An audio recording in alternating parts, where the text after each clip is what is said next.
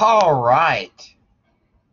Um, this is a pre-lab walkthrough of the calculations you have to do with the density lab.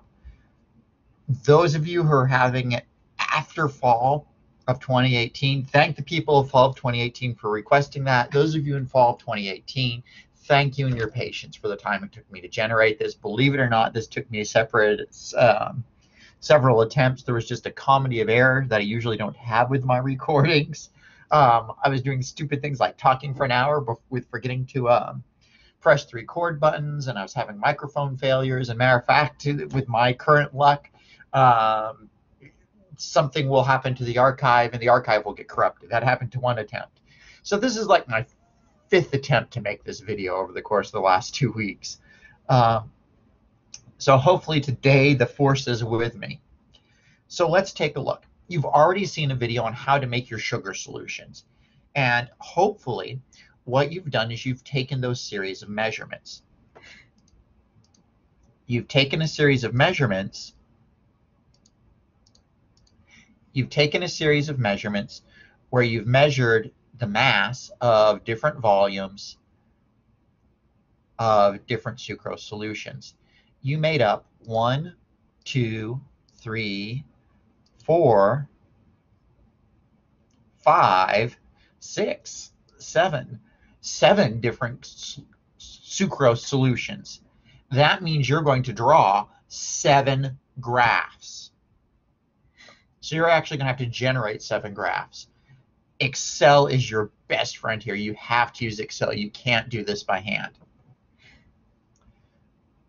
So the first thing I would do if I were you is I would set up a chart in Excel. I would actually highlight this in your Word document of your lab report. If you highlight that, you can either hit Control-C. It also works if you, that's my right hand, if you right-click and hit Copy, then go to Excel and hit Paste. What you'll see is that you have that chart appear, and now you can type in the data that you probably collected and wrote by hand. And now I'm going to do some magic here. I'm sorry, I'm making a Wayne's World reference, which is way dating myself here. I'm still going to do it anyway because it's fun now whenever I pretend I'm doing something in time lapse. Wayne's World, Wayne's World. All right.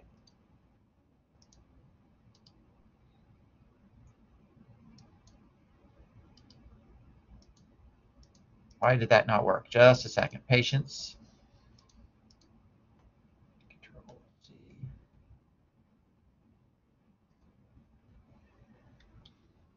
And I'm going to get rid of these. All right, so much for that magical time lapse that I was hoping was going to appear to happen. But you punch in all your data. Matter of fact, if you use Excel, one thing that you can do to make life easier for yourself is in the lab, you took the mass of the solution plus the graduated cylinder. You also put in the mass of that cylinder, measure the mass of the cylinder. Well, rather than punch that mass in a bunch of times, you could have always hit 11.2 or the mass of your cylinder in that top shell. Just grabbed that corner there and dragged it all the way down to fill in all those multiple copies and save yourself a lot of time. To copy it. Not only that, but it'll figure out your mass of solution for you. The mass of your solution is what you get when you subtract the mass of your cylinder from the mass of your graduated cylinder plus solution. So if you go to the cell you want to do your calculation in, see the cell right here, that's cell F5, click on it, and you notice the F5 appears right here. That means whatever you type in the formula bar is going to occur in F5. So click it. Now set it into math mode, hit equal, click the mass of your solution plus graduated cylinder column. So if you look, it's my D5 column the way I've got it set up here. And know what I'm going to do? It just occurred to me. I'm going to start over here, and I'm going to zoom up a little, and hopefully it fills a huge screen here. All right, that's a little too much. There we go. Actually, I got an idea, another idea, because I'm just brilliant. Okay.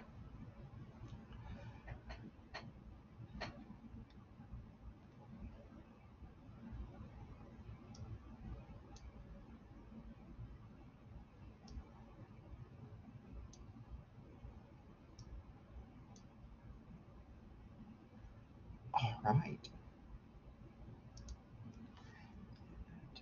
Okay. Hopefully that makes things a little bit easier for you all to see. All right, I want to do all this math where I have to find the massive solution in Excel. So I'm going to go to this cell right here, F5, and I'm going to write down frog. Everybody write down frog, because I'm in cell F5. All right, but I'm in cell F5, and I'm going to kick it into math mode by hitting the equal sign on my keyboard, and you'll notice that equal signs appeared right here. So I'm in math mode now. Now I'm going to go to the mass of my solution plus graduated cylinder that matches this row. So I'm in the 5th row here. So I'm going to go to the 5D, my mass of solution plus graduated cylinder, and subtract the cell address for the mass of the cylinder. My mass of my cylinder is an E5. Hit enter, and it did the math for me. It subtracted those two for me. Now, I'm going to grab the corner of that box there. See that it's hard to see, but there's a little square there. If you grab it and drag down, that will copy it into all your other cells, and it'll do that math for you. I always like to check and make sure I'm right. So I'm going to click this random cell right here. I'm in 38 here, 38F. And I'm going to click that cell, and I'm going to make sure it's the right. It says D38, so that's good, minus E38, so that's good. So it did copy correctly, and it's done all my math for me. So that's a huge time saver. It'll take you less time to do it than it did for me to show you how to do it, because I was monkeying with the size of the screen. All right, and now I've got all my data in here. I now want to draw a graph. We've seen a lab on this, but I'm going to walk you through it again. We're going to go to Insert, go to the cell where you want your graph to be in. I'm going to have my graph just here because it's a convenient cell to put it in. I'm going to Insert, and I want to go to XY scatter chart. XY scatter chart is the only chart to use. So I click that XY scatter chart. I want this one where they don't draw the lines for me.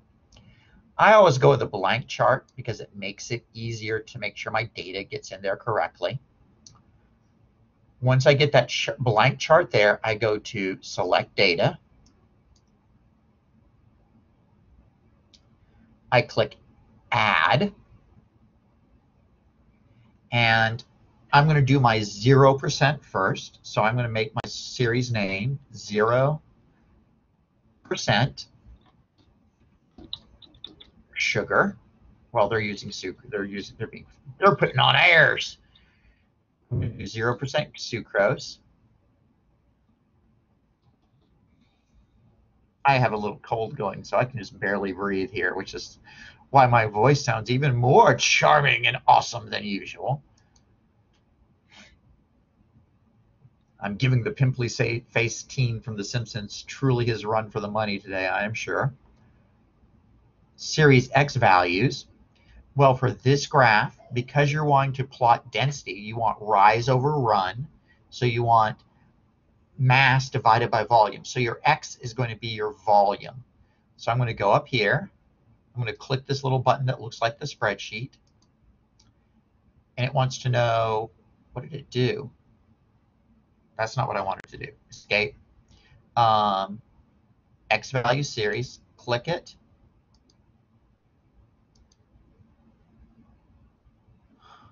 Oh, something's funky has gone on here. All right. Let's go to our Y values.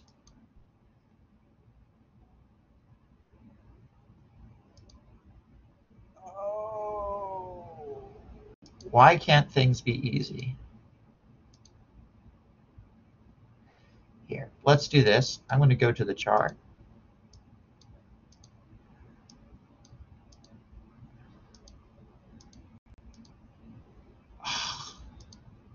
Okay, try again because it's being difficult. Add.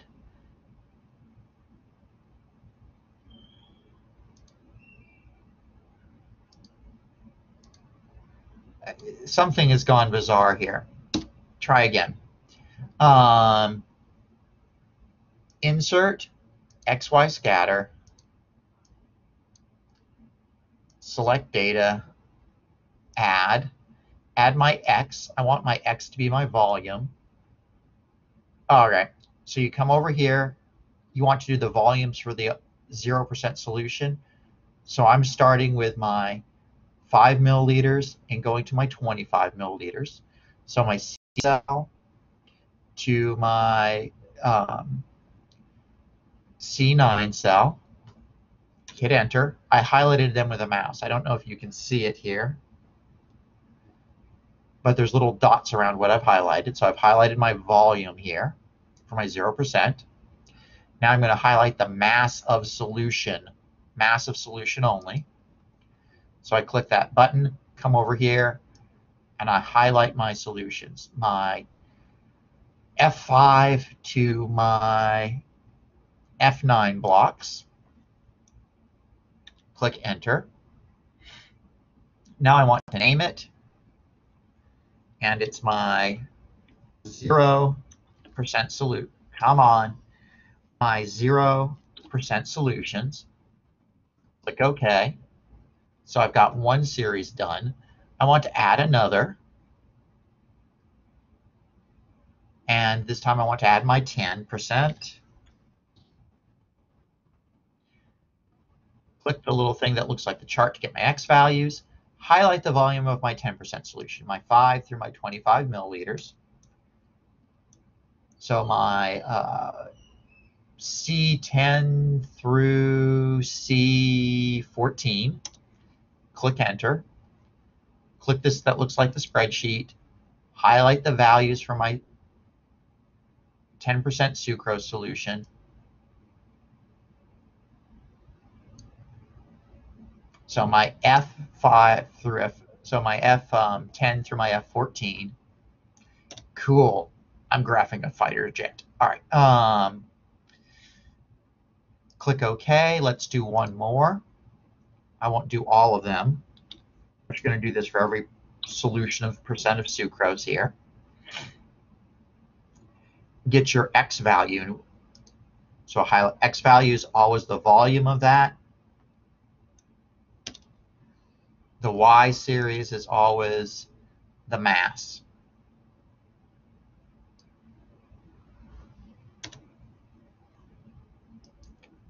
And you'll do this for all 7 solutions. Or is it 6 solutions? You'll do this for all 7 solutions. Click OK, and you've got your 3 lines on the chart. Now we need to perform our chart a little bit better.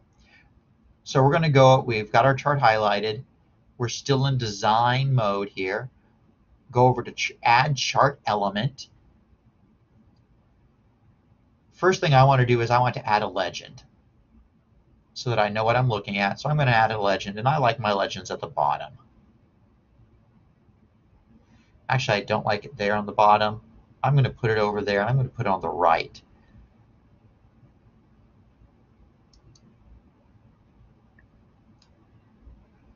Then I want, but you can put it wherever you think makes your graph look the nicest.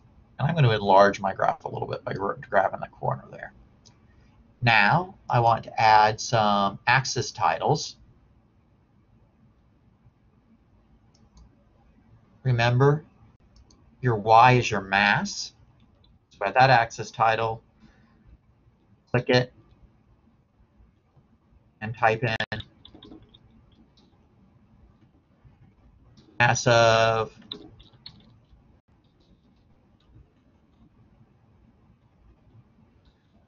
solution in grams.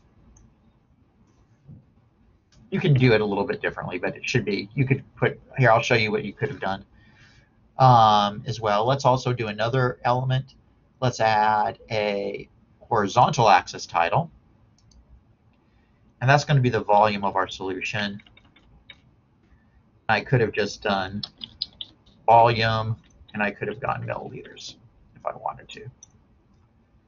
Like that in parentheses.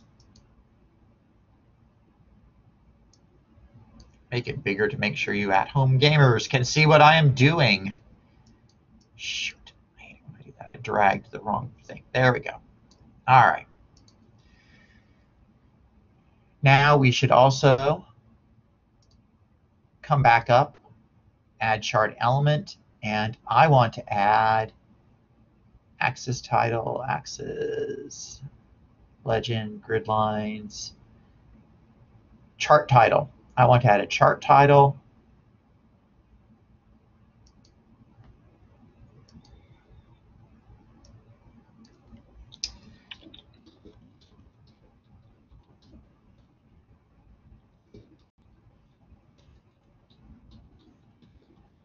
And you can name your title slightly differently.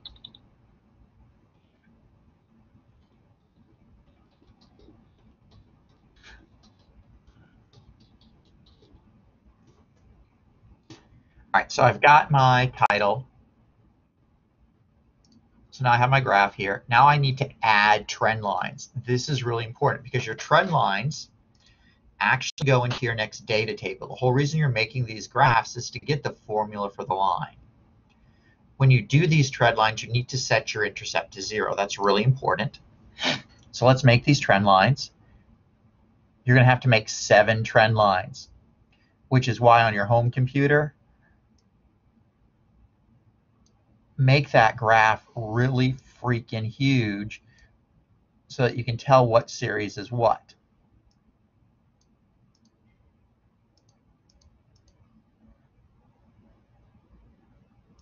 That's why I would definitely make a legend for this graph. Not only is it good form, but you want to be able to see it.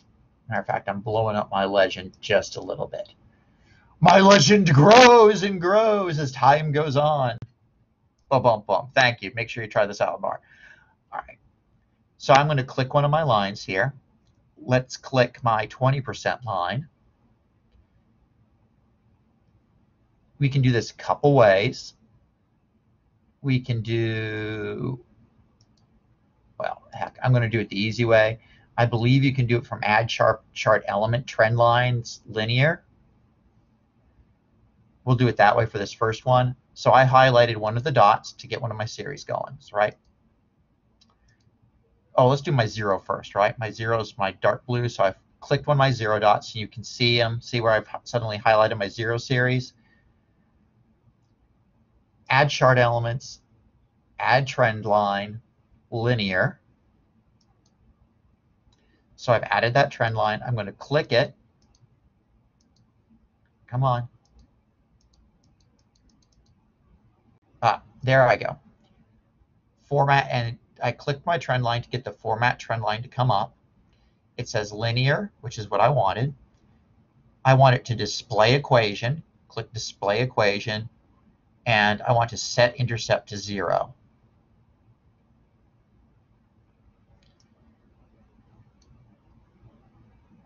And I need to make sure that I know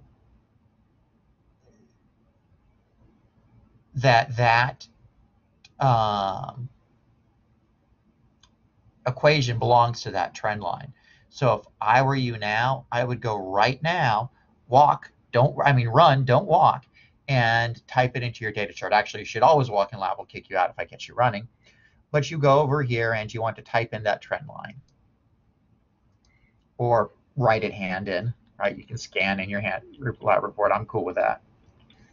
As long as it's in a Word document, right? Some of you have come up with some really unique ways of trying to submit your labs. My word. And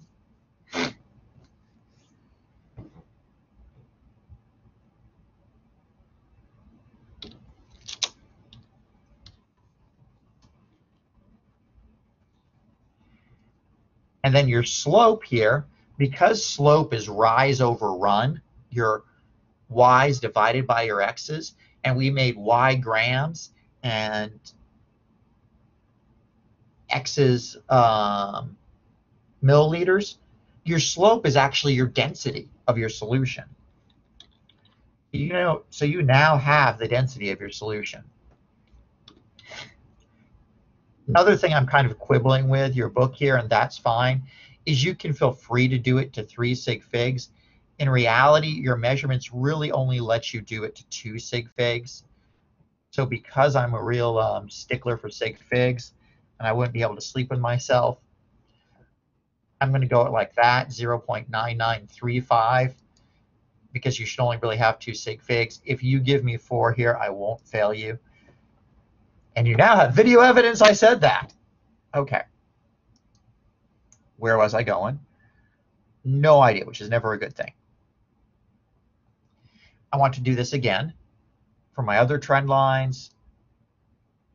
This time I'm doing it for, well, shoot. I'm doing it for my 10%, so I click my 10%. This time, instead of doing it the add chart element, I'll do it the other way. If you click the series you want and then left click it, you'll have the option to add a trend line. So I'm just going to add that trend line right away. Make sure that I display the equation on the chart. Make sure I set the intercept to 0. And I am awesome.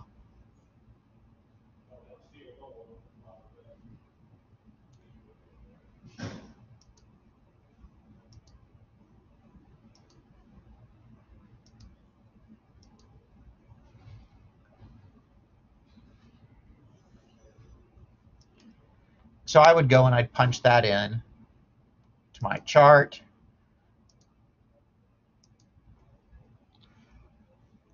Y equals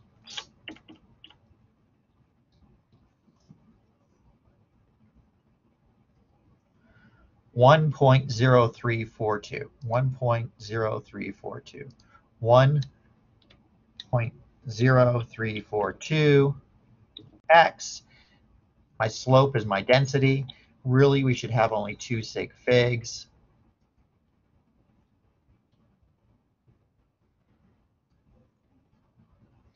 Notice that they say density in grams per cubic centimeter. Remember, a cubic centimeter is just another name for a milliliter. So there's no unit conversions, no nightmares, no staying up late at night thinking there's some sort of funky math. Milliliter, cubic centimeter, exact same unit. All right.